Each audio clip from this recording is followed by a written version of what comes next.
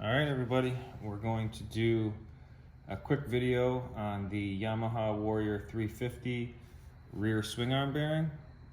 A little bit of tips and tricks of what I do to do these. We'll go over just a couple things. Real quick, you want to take the swing arm out, get it set up and ready to work on. Might have some difficulty doing that because the bolts get stuck inside. This long bolt usually gets seized in there. A little tip to get this out, or to see if you're going to have some issues. Take the bolt off the one end that's on the left side. Put a ratchet or a power tool on this side, see if it'll spin. If it won't spin, it's probably seized.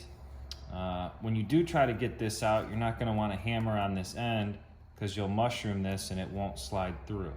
So you're going to want to use a punch inside here to hammer it over. You may have some difficulties there. You may probably get pretty frustrated. But the trick is to not hammer on this end because you'll balloon it and you'll really never get it out. So you'll have to figure out a way or a nice punch size to tap on this to get it through the swing arm. But that's just a quick tip. All right, we're gonna move on. So you got it out, you've got it set up, and you get to witness the overall carnage because it was probably really bad. Real quick, it'll show you this cap goes on the end here. This is just the other side, but either way, you can see here where the chain had damaged the end cap and the seal. So you can see that it did that. Let's see if we get a good picture of that right there. All right. Then this is the chain guide that it ate up pretty bad. And there you go. So I'll put that down. You're gonna wanna get yourself a new chain guide and a new end cap for that too. So if you're going into this project, you're probably gonna need more than just a bearing kit and new seals. You're gonna need a new bolt, a new nut for it. You're gonna need a new chain guide. You're gonna need a new end cap, possibly the seals too if they don't come with the kit that you buy. I bought the all balls kit and it came with everything that I need inside of it.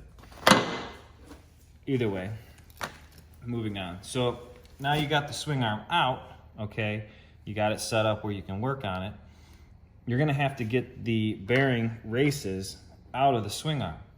Well, that's another thing people mostly struggle with. And once you know the trick or the technique to do it, you can get them out fairly quick. Now, some people don't have the tools that I have, and I understand that, but probably just go get this tool. If you don't already have it already, you should probably have it in your toolbox, or ask to borrow it from a friend at the very least. So what you're gonna wanna get is you're gonna wanna get a carbide bit, okay? And I like the long one here because I can get into everything. But so when this race is sitting inside here, it's actually inside, this one's still in here, you're gonna want to actually just cut the bottom, or you're gonna wanna cut it at the bottom. So you're gonna take this tool and you're gonna go in here and you'll go back and forth until you cut the bottom. All you wanna do is just cut it enough to where you get a slice in it, okay? So it'll look just like that, and you'll cut a nice little slice in there.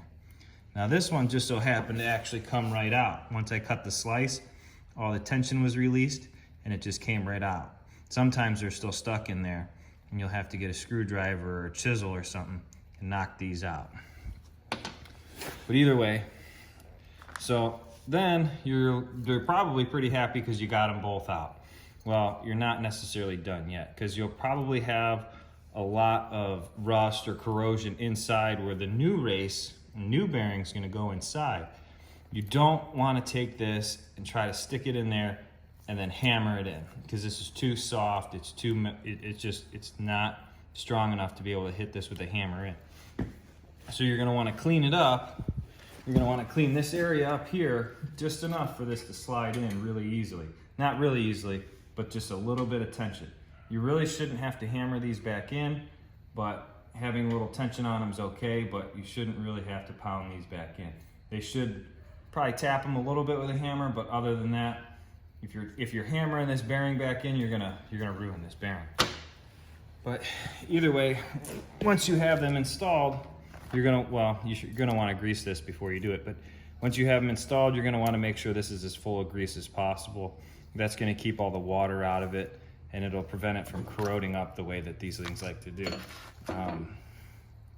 mean, there's really not much more that I can really go over. Hopefully this video helps you out just a little bit on these things.